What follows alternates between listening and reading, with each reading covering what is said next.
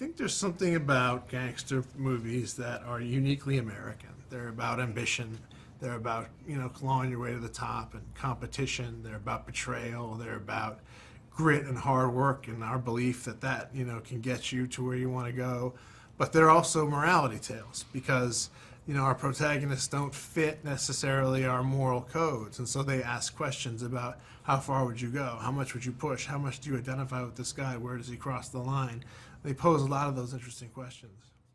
Well, the shootout scene at the end was really elaborately choreographed and put together and designed, and I'm really proud of that in the same way that I'm proud of the car chase, which was, again, choreographed and storyboarded and put together bit by bit by bit, very piecemeal, and those are the things that are the hardest, and so I tend to take the most pride in that.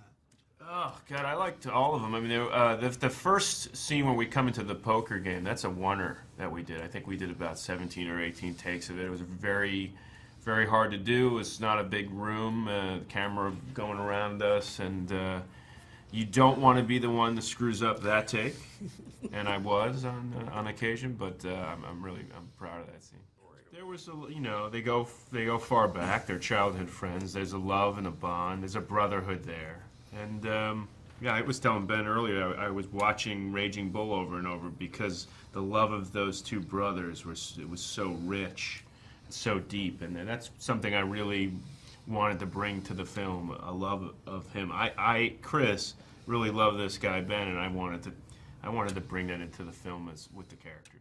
But in the book, he's big, and so next to this guy, he's tall and broad. I think, I thought the only way to be the heavy was to get heavy. I put on 40 pounds, and I had fun doing it. Pain in the ass to let it go, but he gave me a trainer and as a wrap gift, and that was very helpful.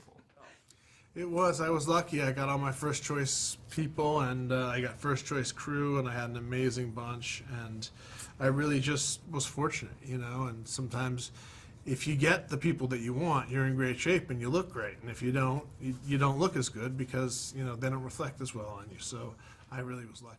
Well, they're each distinct silos, writing, acting, and then, directing is where you sort of bring it all together. Acting is its own piece as well. And then the union, the Venn diagram is where all those overlap, and that's directing. And that's where you have to, it's just about taste, use your taste and decide what you think you want to see in a movie and what you don't, and communicate that to people. And usually if you tell people you like something or you tell them you don't like something, they're equally grateful. People just want information. They want to know, like, where are we going? What are we doing? Where's the ship headed? If you say, don't head this way, head that way, they go, okay, I can go that way. People are very welcoming of direction and information, I find. He's a pain in the ass. It's true. And as a director. He's a pain in the ass. No, he's wonderful. He's wonderful. I mean, there's a line out the door to work with this guy. Every actor in Hollywood would want to, and far back to New York theater, everybody would be climbing to work with this guy. He's awesome. He knows his stuff. He's generous. He's kind, and he gives you the freedom to do what you're brought there to do, which is rare, unfortunately, but he does. If you came to his set, you'd see a bunch of people having a great time. Unfortunately, there are a lot of sets where you just want to get the hell out of there, and this is a set where you just want to get back to it. At the end of the day, you were sad it was over.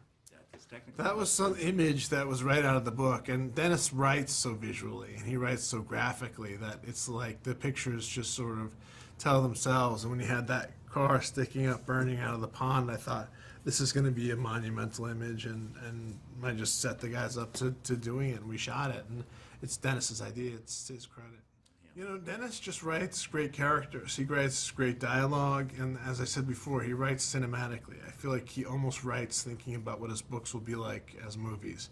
They're just too cinematic for him not to feel that way, and he's a guy who's worked on movies as well, and he understands films, and he understands great storytelling, and he understands that it's rooted in character, and that's why I love his stuff. I would have liked to have done the book before this one, but it was just the given day, but it was just too long and unwieldy. It's probably would make a great, HBO, 4-part series or something like that. But it was really, really, he's a special writer, and he's a guy I really like, and who knows, maybe I'll get lucky and get to do another one by him.